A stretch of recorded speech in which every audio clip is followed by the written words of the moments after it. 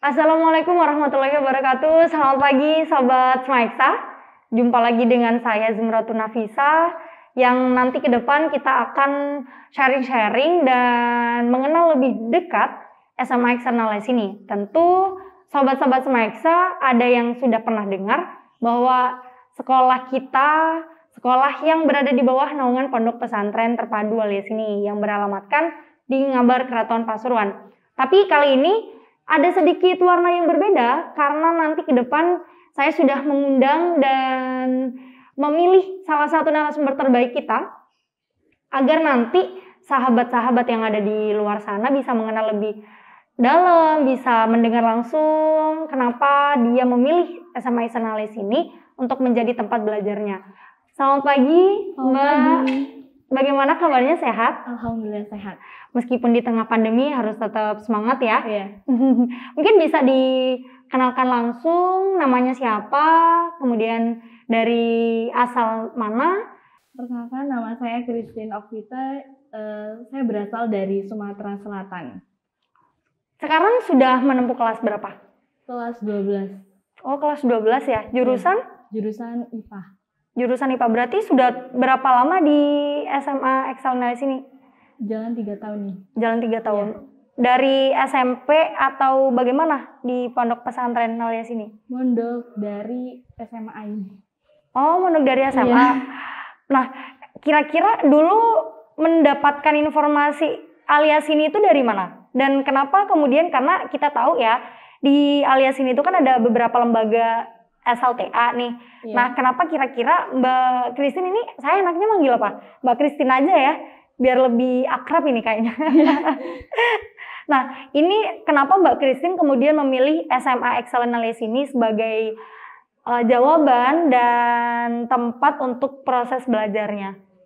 Ya, jadi pertamanya tahu SMA Eksternalize ini ya dari Google sih.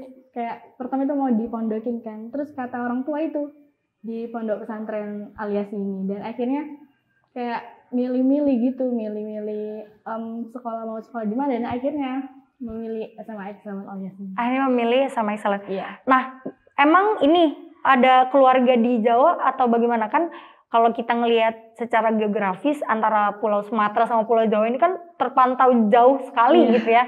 Nah, kira-kira ada saudara kah atau bagaimana di sini? Nggak ada.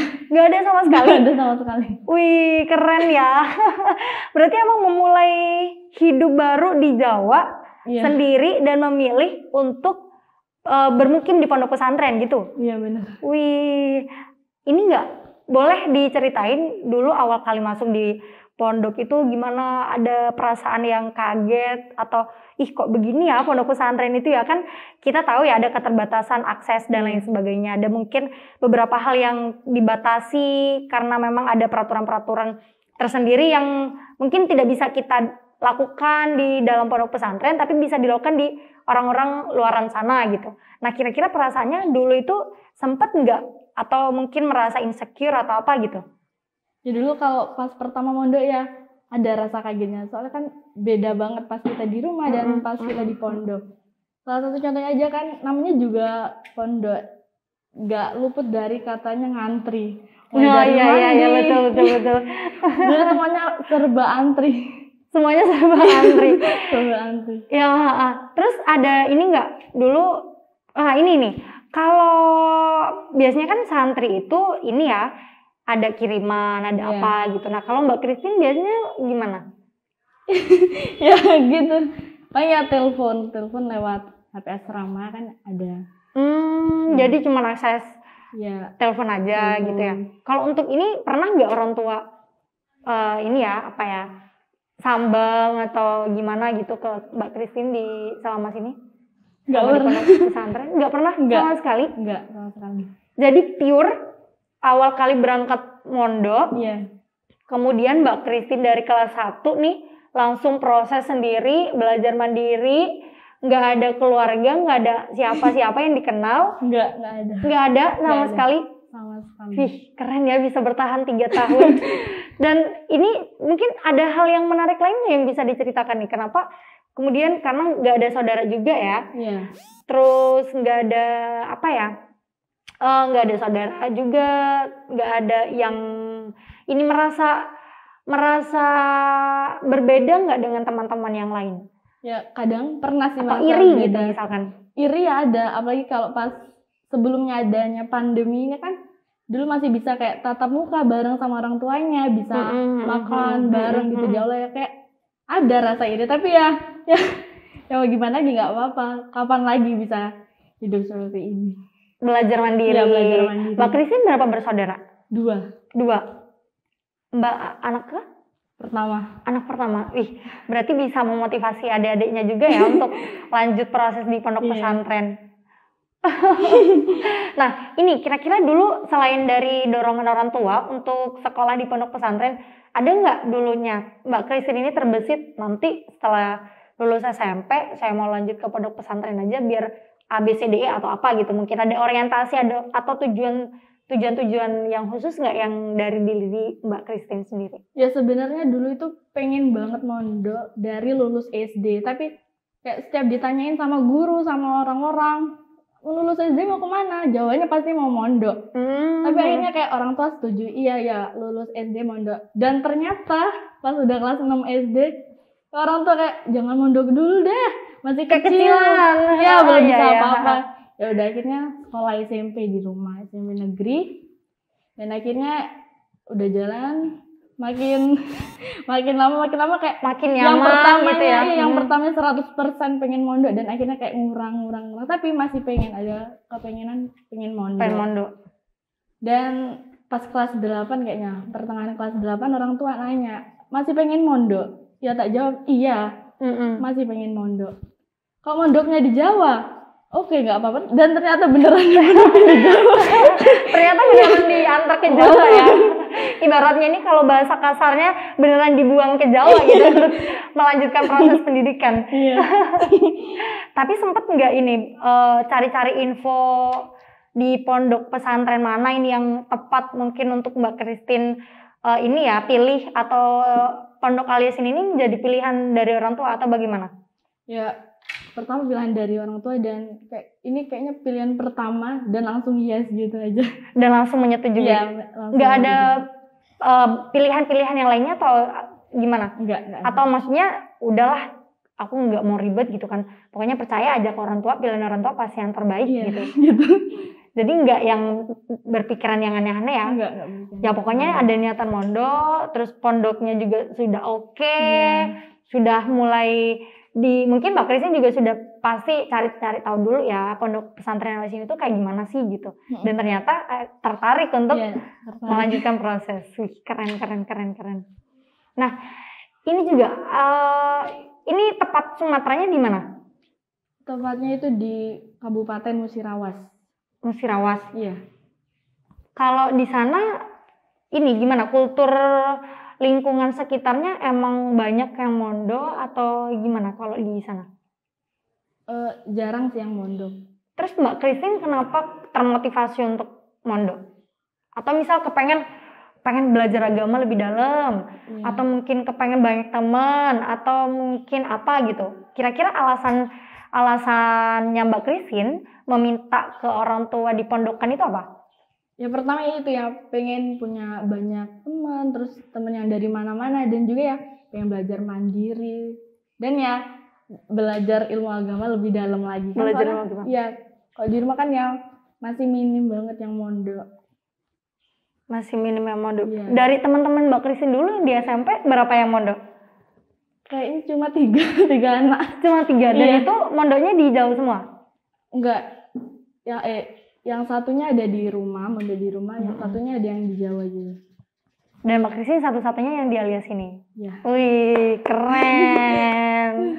Tapi nanti bisa lah ya memotivasi orang-orang sekitar, motivasi saudara, memotivasi siapapun di sekitar Mbak Christine untuk bisa melanjutkan proses pendidikan di pondok pesantren. Karena begini juga Mbak, orang-orang itu kan masih beranggapan ya kalau mondok itu yang dalam tanda kutip selalu diidentikan dengan kudet, kemudian nanti dia nggak bisa berkembang, nanti kalau mondok itu nggak bisa begini, nggak bisa begitu, itu kan pasti ada ya kekhawatiran yang seperti itu. Nah, jadi untuk bisa memunculkan hal itu, kira-kira kalau Mbak Christine hari ini ditanya orang-orang, apa enaknya mondok? Apa yang mau Mbak Christine jawab ke orang-orang itu? Jadi enaknya mondok itu apa ya? Kita lebih bisa mengetahui kemampuan kita yang sebenarnya kita nggak tahu gitu. Soalnya kan di alias ini contohnya ada banyak ekstra. Jadi kayak menyulam gitu-gitu banyak pokoknya.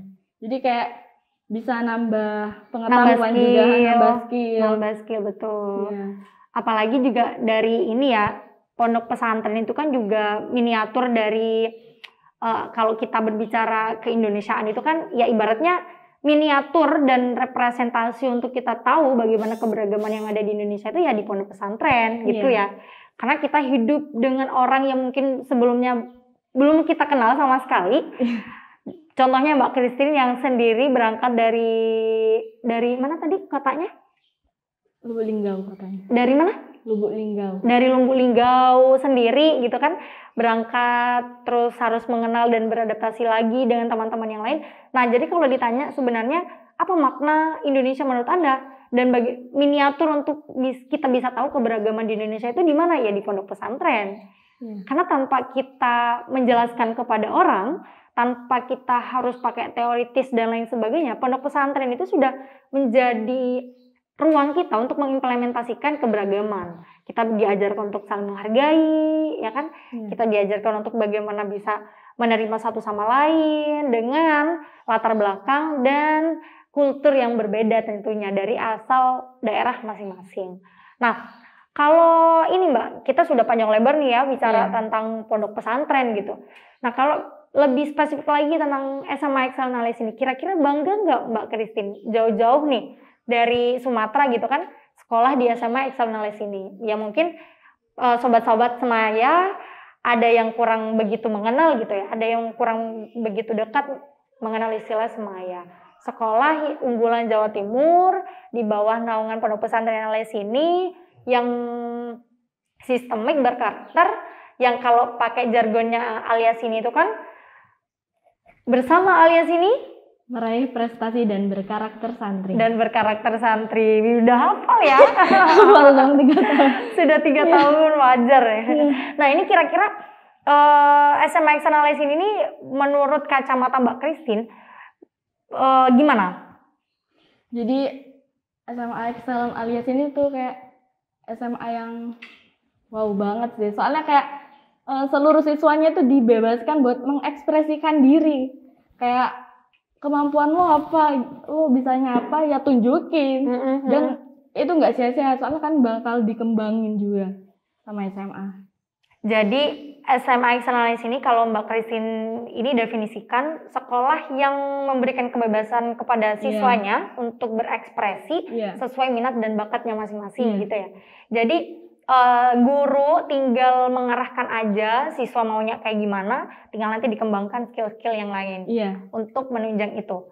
Nah, nanti Mbak Christine sudah ada gambaran nggak? Ini kan sudah masuk kelas 3 ya, sudah ada gambaran nggak nanti jenjang ke depannya setelah lulus dari SMA Excellent Alias ini mau kemana, mau ngapain gitu, mau jadi apa gitu, mungkin bisa diceritakan. Rencananya lulus dari SMA ini ya kuliah. Kuliah. Ya harus dong kuliah, harus tetap lanjut proses belajarnya. Sudah ada gambaran mau kemana? Mau ngapain, ngambil jurusan apa gitu? Ya insya Allah ngambil jurusan farmasi. Oh, kepengennya farmasi, suka kimia? Oh, suka kimia, bagus dong. Berarti sudah ada orientasi ke depan nanti, tapi sudah tahu kenapa harus mengambil farmasi? Nanti arah farmasinya mau kemana gitu sudah ada gambaran nggak? Udah. Pasti sudah ada ya. Motivasi kepengen ngambil farmasi dari kapan? Sebenarnya apa ya? Dulu itu pengen banget jadi dokter, tapi kayak lama-lama kok pengen jadi ke farmasi, soalnya kayak lebih seruan gitu kayak neliti ngeracik obat, jadi gitu kayak kan? udah wes ke farmasi aja. Masih mau lanjut di Jawa atau balik ke Sumatera nih? Di Jawa. Masih di Jawa? Iya.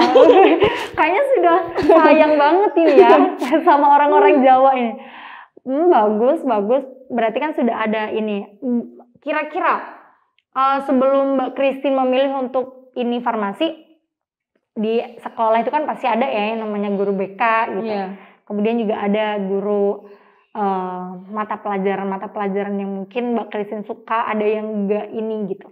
Nah, selama Mbak Christine mengampu pendidikan di SMA, kira-kira intensivitas dan komunikasi Mbak Christine ke guru-guru yang bersangkutan atau mungkin ke wali kelas tentu intens kan? Iya. Mbak Christine menyampaikan, Mbak Christine ini sempet ada dorongan juga nggak dari wali kelas atau dari BK untuk arahan kamu Sini aja kalau misalkan kepengen. Duh.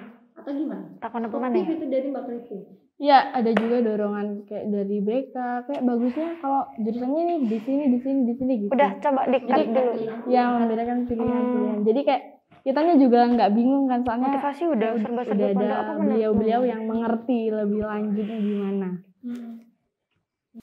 Oke nih Mbak Christine, coba saya kepengen ini ya, mungkin closing statement aja atau ada beberapa hal yang mungkin ketika orang nanya, apa yang kamu gambarkan tentang pondok pesantren alias ini? Jadi pondok pesantren alias ini tuh kayak pondok pesantren yang modern sih kalau menurut saya. Soalnya bukan cuma ilmu agamanya yang dapat, tapi ilmu formalnya kita juga dapat, kayak seimbang, dua-duanya ini seimbang. Dan jadi yang kayak kata orang yang mondok itu kudet, inilah itulah itu semua salah. Dan ya mondok itu keren. Mondok itu keren. Nah, coba kalau ditanya lagi, apa gambaran Anda tentang SMA Eksternal ini? Kamu mau ngejelasin kayak gimana ke orang-orang ketika ditanya seperti itu? Jadi SMA Excellent alias ini adalah SMA unggulan Jawa Timur, dan di mana kalian itu dibebaskan buat mengekspresikan diri kalian. Jadi apa skill kalian, tunjukin aja, nggak apa-apa. Soalnya dengan kalian menunjukkan skill kalian ini, kalian bisa lebih meningkatkan skill kalian dengan guru-guru yang kompeten, terus juga bakal dapat dukungan banyak dari para guru. Jadi jangan khawatir, ayo gabung bersama kami. Jika Pak Soekarno mengatakan butuh 10 pemuda untuk mengguncangkan dunia, maka cukup satu santri saja yang memegang kaidah al-muhafadzatu 'alal qadimi sholih wal akhdhu bil jadidil aslah. Prinsip ini bisa kita jadikan pedoman untuk bagaimana kita senantiasa mengenal bahwa santri itu sudah saatnya berinovasi di tengah arus globalisasi yang semakin pesat.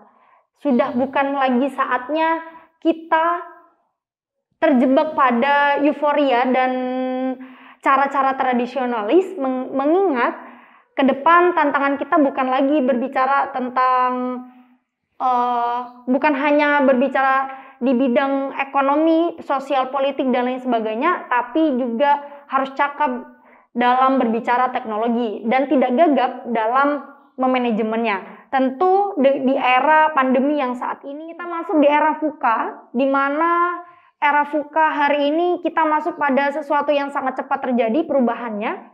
Kita masuk pada sesuatu yang tidak ada kepastiannya. Kita masuk di era yang ambiguitas. Nah, maka satu-satunya cara untuk bisa kita menjawab tantangan tersebut adalah memperbaiki sumber daya manusianya dan menyeimbangkan dengan teknologi yang ada. Tentu juga tetap memegang teguh nilai-nilai kesantrian, memegang teguh kaidah-kaidah, sehingga dalam kita bermasyarakat dan bernegara kita bisa menjadi pribadi yang ulul albab, yang senantiasa tetap mengingat Tuhan dan mengabdikan diri menjadi hambanya, tetapi juga bisa memberikan kebermanfaatan untuk orang lain.